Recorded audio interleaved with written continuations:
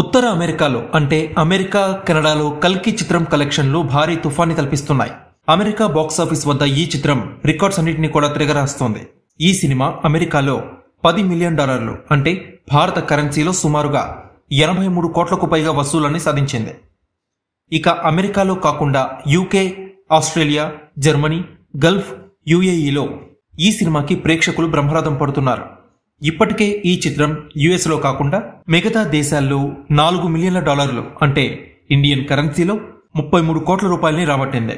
దాంతో ఈ సినిమా 4 రోజుల్లో ఓవర్సీస్ మార్కెట్లో అరుదైన మైలురాణి దాటింది.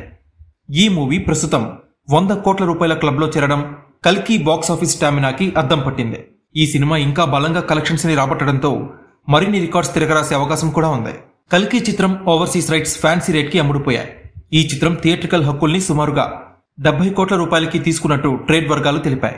ఇప్పటికే ఈ చిత్రం బ్రేక్ ఈవెన్ టార్గెట్ ని అధిగమించినట్టు తెలుస్తోంది.